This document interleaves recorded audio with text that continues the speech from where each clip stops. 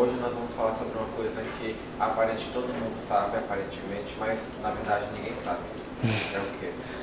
Glasgow.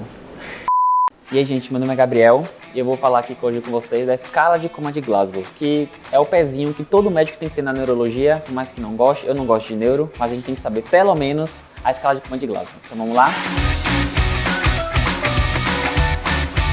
A escala de Coma de Glasgow, ela foi criada em 74, foi publicada num artigo na Lancet, e ele é um jeito de maneira otimizada de você avaliar lesões cerebrais agudas. Ela é muito usada no dia a dia, principalmente nos contextos de trauma. Então, na avaliação primária do trauma, ela faz parte da avaliação neurológica de maneira rápida e eficiente. Você vai avaliar 3 fatores, que é a abertura ocular, a resposta verbal e a resposta motora. Esses 3 fatores juntos vão dar um somatório de 15, caso todo mundo esteja acordado e bem. Por exemplo, eu agora sou o Glasgow 15, certo?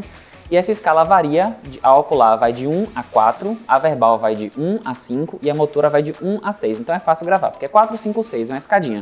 Então, e vocês veem que não tem 0, ou seja, não existe Glasgow 0. O menor Glasgow possível, tradicional, vamos ver lá na frente que tem um Glasgow alterado, a menor Glasgow possível é Glasgow de 3. Então, como eu falei, a escala de Glasgow ela é bem antiga, já tem 40 e poucos anos, e ela foi muito validada para o trauma, mas isso não impede de usar no contexto clínico. Pelo contrário, ela também já foi validada em diversos locais na avaliação de doenças clínicas, como por exemplo a sepse, que ela faz parte da avaliação do SOFA para avaliar disfunção orgânica pelo rebaixamento do nível de consciência. Beleza? Então vamos agora de maneira objetiva para o que é o Glasgow. E eu já vou usar a nomenclatura nova do Glasgow, mudou recentemente alguns conceitos e alguns nomes, mas a avaliação bruta se mantém a mesma.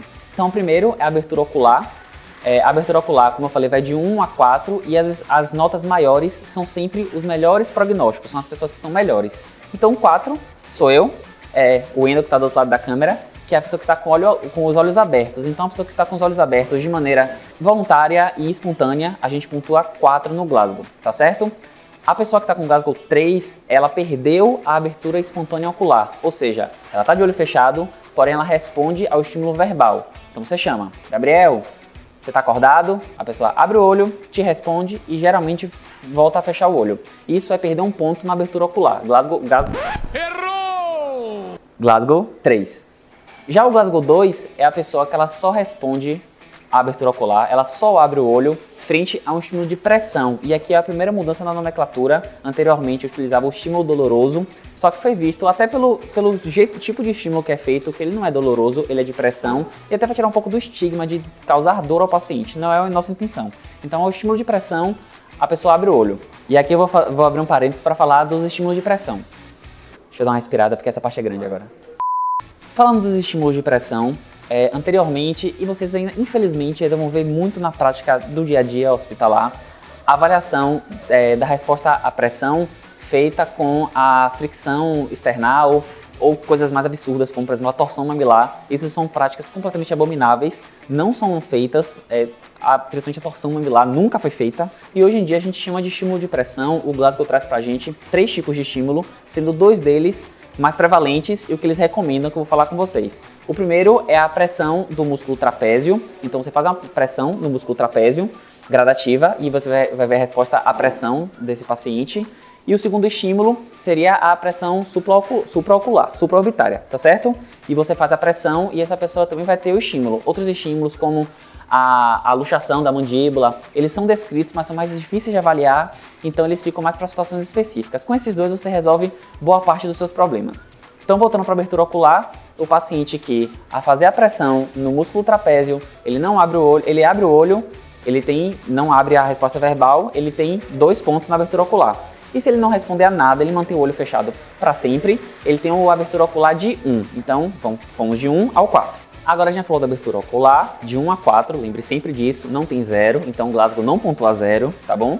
Vamos falar da resposta verbal. A resposta verbal, ela vai de 1 a 5, igual a abertura ocular, quanto maior o número, melhor o prognóstico do paciente. O primeiro tópico a ser avaliado, que é a resposta verbal 5, é a pessoa que está orientada. Você chegar para ele e vai perguntar, senhor, como é o seu nome? Onde é que você está? Que dia é hoje? Ele vai falar, meu nome é Gabriel, eu estou na Sanar e hoje é dia... Já não estou orientado, já esqueci já que dia é hoje. Mas com esses parâmetros bem objetivos, você consegue avaliar o nível de orientação da pessoa. Então, se a pessoa sabe o nome dela, sabe onde está, ela está orientada. Caso ela esteja confusa, que a resposta verbal 4, ela vai falar errado. Então ela vai falar, onde é que eu tô? Tô em casa, sendo que ela tá no hospital, ou acabou de sofrer um acidente. Ou então não sabe onde é que tá meio perdida, a gente chama de resposta verbal confusa. Ele perdeu um ponto na resposta verbal, então é 4. Já a resposta verbal de 3, que é a pessoa que fala palavras. Isso também foi uma pequena mudança na nomenclatura. Antigamente eram palavras compreensíveis, incompreensíveis, e isso ficava um pouco confuso, então foi desmembrado, e a resposta verbal 3 é a pessoa que fala palavras. Então ela não conjectura frases. Vai diferenciar a pessoa que está confusa da pessoa que fala palavras. Já a resposta 2, que seria anteriormente os sonhos incompreensíveis, são os grunhidos. É o paciente gemente, que você pergunta como é seu nome e ele faz Ele não consegue falar para você nada. Essa é a pessoa que tem a resposta verbal 2. E a resposta verbal 1 é a ausência de resposta verbal. Agora vamos para o último tópico analisado no Glasgow, que é a resposta motora. Essa eu acho a mais difícil, acho que a maioria das pessoas também acha mais difícil. Primeiro que ela pontua de 1 a 6, e porque, pelo menos antes de mudar a nomenclatura, é um pouco confuso entender os conceitos, e a nova nomenclatura do Glasgow deixou tudo mais simples. Então, de novo, 1 a 6, o que está com maior nota, que está com nota 6, é quem está muito bem.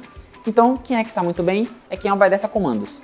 Esse comando, o Glasgow preconiza que sejam comandos complexos, ou seja, 2 comandos unidos. Então, levanta a mão e fecha, levanta o braço e fecha a mão. E você pode testar se essa pessoa vai obedecer seu comando.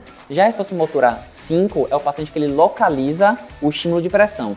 Então, de novo, você vai fazer um estímulo de pressão, geralmente no trapézio, e esse paciente vai localizar o estímulo, ou seja, ele vai com a mão dele de encontro no estímulo de pressão. A partir daí, antigamente, tinha localizador, retirada inespecífica, descerebração, decorticação.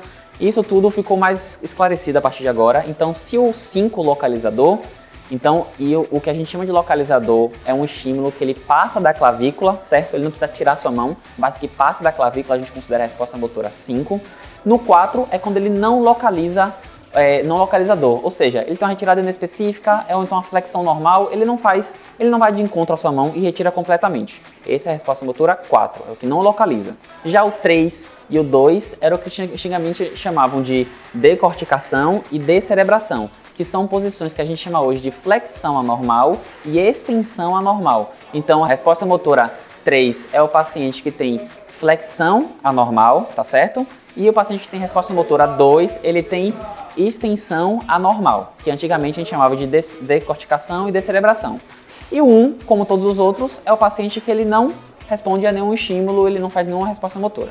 Então, com isso a gente viu a abertura ocular 4, resposta verbal 5, resposta motora 6. A gente geralmente bota AO 4, RV 5, RM 6. E o somatório dá 15, que é a pontuação máxima do Glasgow, e a pontuação mínima é 3, e você vai estratificar esse paciente, tá certo? Além disso, o Glasgow também coloca a nomenclatura de não testável, é o NT.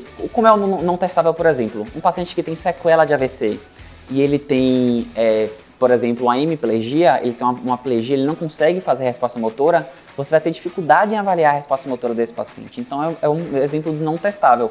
Ou então um paciente idoso que tem uma síndrome de imobilidade, também não vai ser possível testar e você vai colocar NT, tudo bem? E quais são os tópicos avaliados na escala de coma de Glasgow? Resposta motora, resposta verbal e resposta ocular. Então a gente já revisou a escala de coma de Glasgow e, como eu falei, tem várias indicações clínicas e cirúrgicas. Por exemplo, uma das indicações muito importantes da escala de coma de Glasgow é a decisão da intubação para a proteção de via aérea, que é o Glasgow que a gente considera de 8 como ponto de corte, certo? Hoje em dia se fala muito dessa nova escala de coma de Glasgow. Então, a escala de coma de Glasgow não mudou, tá bom? Existe hoje uma avaliação que pode ser feita junto com as pupilas, que é o GCS, que é Glasgow Coma Scale P de pupilas, que você avalia a fotorreatividade das pupilas junto com o Glasgow e você subtrai da nota do Glasgow a ausência de fotorreatividade de uma ou duas pupilas, ou seja, o Glasgow passa de ser de 3 a 15 e começa a ser de 1 a 15, porque o paciente pode perder 2 pontos na fotorreatividade. Beleza, mas o que é que muda com isso? Absolutamente nada. Nada muda na medicina com isso. Na verdade, existe um estudo que foi mostrado que a pontuação do Glasgow reduzindo com a fotorreatividade das pupilas, ela mostra melhor efetividade na avaliação de prognóstico do paciente, só que ao mesmo tempo ele traz alguns problemas. E eu tenho 2 mais importantes que eu sempre gosto de pontuar. O primeiro é, a fotorreatividade, ela faz parte da avaliação primária neurológica do D, junto com o Glasgow. Então, você, em teoria, quando vai avaliar o paciente e está fazendo um ABCD rápido, você, quando chega no D, você faz Glasgow, fotorreatividade e isocoria de pupilas, e faz sinais focais. Você pode procurar sinais focais a depender da sua suspeita. Então já faz parte dessa avaliação e você já descreve essa avaliação, já faz parte do seu mental. Juntar essas duas coisas em uma escala pode confundir, por exemplo, você que já tem a escala bem definida na sua mente, tá certo? O que não é proibitivo. Se você se acostumou e consegue fazer desse jeito, tranquilo. Ele vai realmente denotar um prognóstico mais fidedigno do paciente. Então, um paciente que tem Glasgow 8 e ele tem pupilas que não fotorreagem, as duas, o Glasgow dele vai para 6. E esse paciente tem pior prognóstico, realmente tem mais chance de morrer, mais chance de ter déficits cognitivos para sempre. E agora o segundo problema é que a escala de Coma de Glasgow existem cortes que a gente usa muito bem delimitados para algumas condições. Eu já citei aqui, por exemplo, no SOFA, que usa para avaliação de sepse, o Glasgow ele tem lá, a partir de 14 e 13 ele pontua 1, abaixo de 13 pontua 2. Quando você adiciona a pupila nisso, você pode acabar superestimando um Glasgow que ainda não foi validado. Então esse Glasgow que antigamente de 13 pontuava 1 no SOFA, agora vai pontuar 2, sendo que não tem essa validação da pupila ainda dentro da avaliação. Outra condição que eu acabei de falar aqui é de intubação orotraqueal, por exemplo. Então a literatura mostrou, e alguns estudos mostram, o corte do ponto de intubação orotraqueal para a proteção de via aérea, porque esse paciente fica incapaz de proteger via aérea, é o Glasgow 8. Então agora, com a adição das pupilas, o paciente vai continuar sendo Glasgow 8, vai reduzir para 6. Se o paciente tiver Glasgow 10, perdendo 2 pontos de pupila, ele será intubado. Então essas coisas ainda precisam ser validadas na literatura para a gente conseguir efetivamente usar essa nova escala de Coma de Glasgow, que não é nova. A escala de Glasgow continua a mesma, teve essas mudanças de nomenclaturas que eu já comentei, mas ela continua a mesma. Continua sendo AO, RV, RM e as pupilas você coloca junto. Mas é importante saber, mais importante do que juntar pupila com Glasgow, não juntar pupila com Glasgow, é saber que é necessário avaliar as duas coisas no paciente, tá bom? Na abordagem inicial ao paciente, você vai fazer as duas coisas, independente de escrever como Glasgow ou não como Glasgow. Então é isso, pessoal. A gente revisou a escala de Glasgow, viu novos conceitos que mudaram a nomenclatura, embora a escala continue a mesma. Vimos a possibilidade de adicionar pupila, embora isso não mude muito a sua avaliação, ela já vai fazer parte da sua avaliação. Treine. O melhor jeito de você aprender a escala de Coma de Glasgow é treinar. Então é tentar ver mentalmente os casos e sempre aplicar nos seus pacientes, tá certo? Até porque faz parte da avaliação mesmo e não tem jeito melhor na medicina de você aprender alguma coisa do que aplicar a teoria na sua prática. Curta esse vídeo se você gostou, acho que você gostou. Se você tiver Glasgow 15, curta. Se tiver Glasgow 14, alguém que esteja aí do lado, por favor, leve ele no hospital. Compartilhe esse vídeo, mande lá no grupo da sua turma, mostre o seu professor que ainda usa nomenclaturas erradas, mas cuidado para ele não brigar com você. E é isso, espalhe a palavra da avaliação correta neurológica pela escala de Coma de Glasgow. Valeu!